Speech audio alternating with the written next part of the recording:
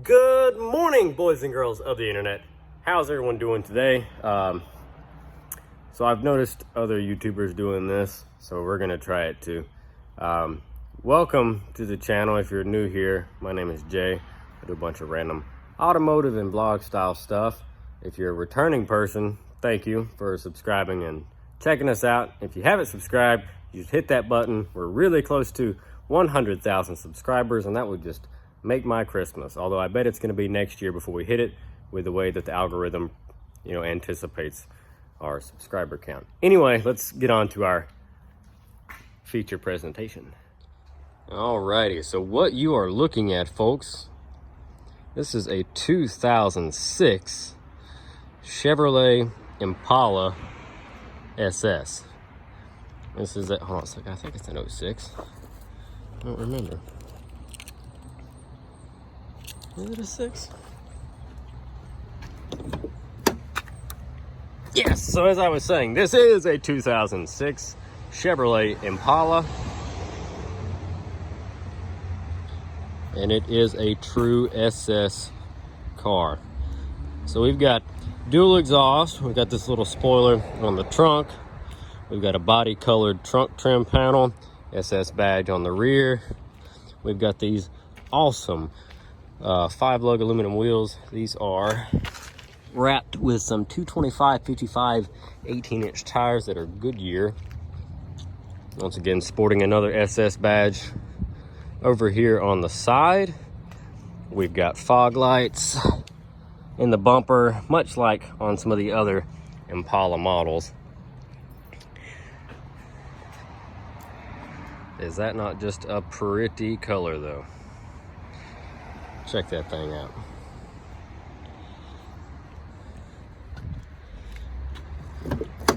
So as I mentioned, it is a 2006.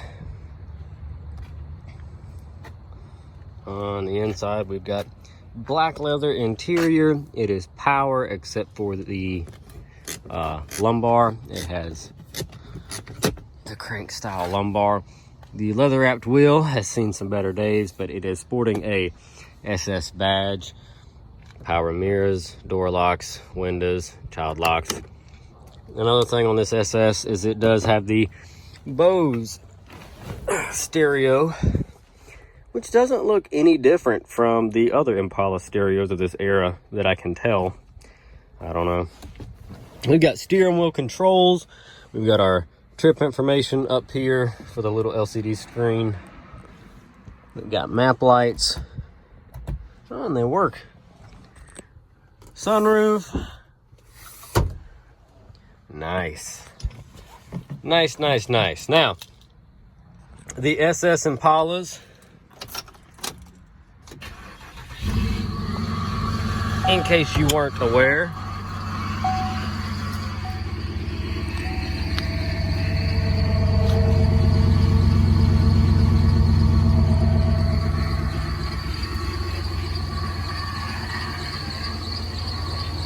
got a nasty belt squeal. That is right. This is a 5.3 liter LS V8. Is that not a beautiful sight? This is a drive-by-wire, fully electronic. They've got the shorter intake on them, and they are just like shoehorned up in here. And honestly, they fit better in this Impala than the North Stars do in their Buick cousins. The North Stars have those big dual overhead cams with the bulky valve covers.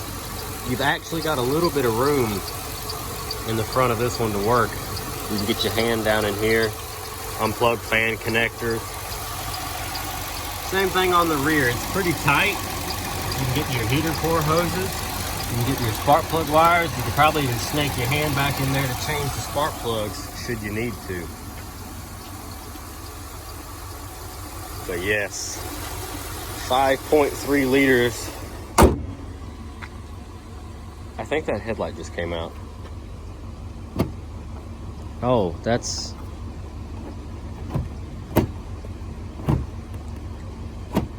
Okay, so you know how those Porsches, when you get up to a certain speed, the little spoiler lifts up on the back?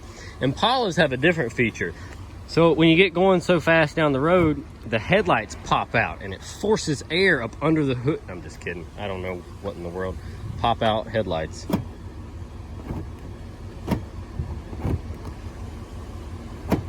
Does the other side do that?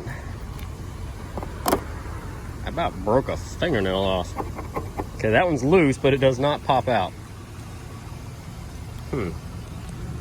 Interesting. So anyway, this thing went through the auction. It was too cheap. You should always know something's wrong when an SS car is cheap. I don't know what the market is where everyone else is watching from, but these cars will still bring some bacon with a good LS in them. Unfortunately, so we have no engine lights to speak of. That's always good. We have washer fluid is low, change engine oil, check the right front tire pressure, so it probably needs a sensor. And for miles, how do we do that?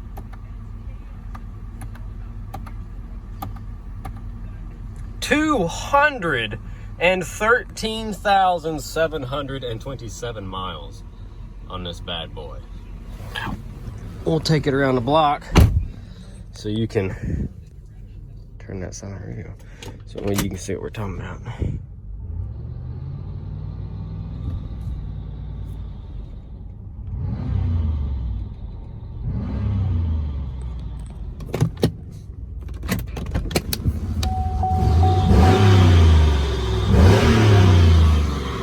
That's why it was cheap.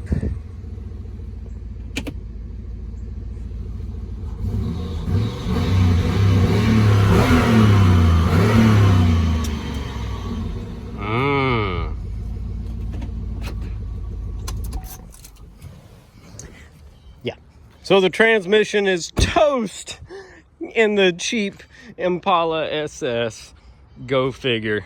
So it left the auction, which is not far, and it didn't even make it to the roundabout. And boop, that was the end of it. No more gears. So it probably had some serious issues to start with and was probably literally just hanging on by like a thread, you know, like most Nissan CVTs are. And, you know, you buy an SS car, you're gonna see if, you know, if it's all the hype. And so within that mile and a half to the roundabout, plunk, there went the automatic. Now, you can do a few things. You can take it to a shop, but you got to find a shop that'll do front wheel drive transmissions, because a lot of them around here won't. Because yes, this is front wheel drive, in case you didn't see the layout of the engine. Or you can pull the transmission out yourself and attempt to rebuild it, which I'm not going to do. Or you can replace it with a new one, or you can replace it with a used one, once again, on your own dime.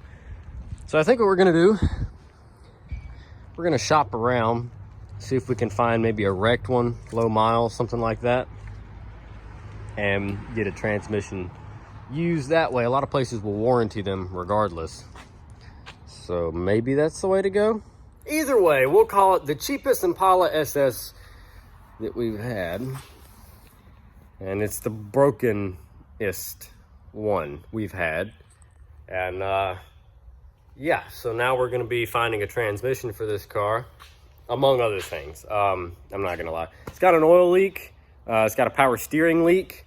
You saw the tire monitor crap is lit up. Probably needs a new wheel sensor in it. The TPMS sensor is probably bad. And then we'll get to drive it and figure out what else is wrong with it once the transmission goes in. The problem is you got to drop the whole motor and transmission out the bottom, if I'm not, yeah, through the bottom with the K-frame and everything, and then separate it. Not the worst. It's not a lot of fun, but it's a bad transmission, so you've kind of got to. It's either that or send it back through the cell, but now it doesn't move at all, which means you will definitely lose your butt on it.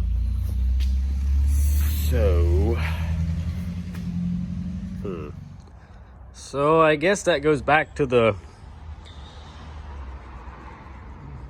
question of, let's just find a transmission and go from there. So we're gonna start scouring the interwebs, try to find us a transmission, get a good deal on it, and then I'll take you guys along for the ride of pulling this one out, putting a new one in, and fixing everything else that's on it.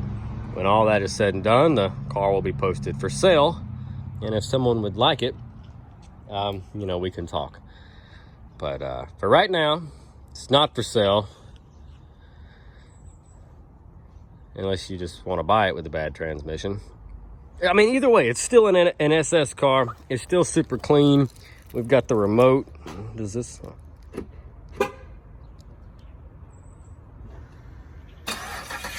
Boom! Remote start works. Let's get a clip of that exhaust starting up, because this thing has a... Normally, you can press the brake. Okay, no, not on this one. So, am I putting the key in wrong? Yeah. Shut the car off. Let's lock it.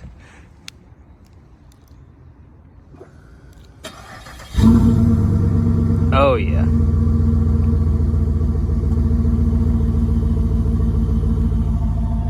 Oh yeah. So anyway, there you go, folks. There's your first look at the Impala SS.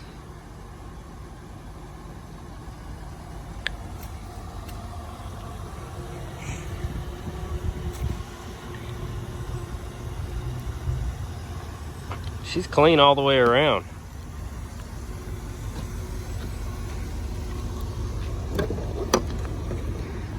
So she's a good looking car. Oh, got SS stitched into the headrest. I didn't notice that.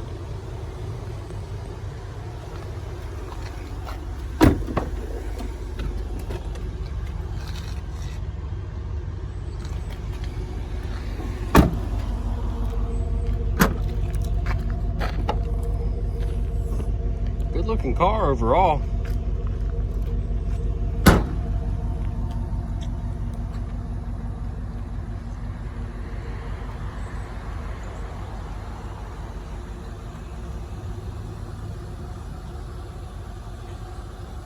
So there you go. The latest auction win, a bad Impala. And I've actually got another Impala to film, but that'll be a different video on another day. So drop a comment down below, folks. Let me know what you think about Chevrolet Impalas. The regular Impalas I'm not a fan of. The SS's, you can't help but kind of like them. I really like those wheels. Those wheels in this color just really work on this car. It's a good looking car. So, folks, I'm gonna jump off here. Thanks for watching, and we will catch you in the next one.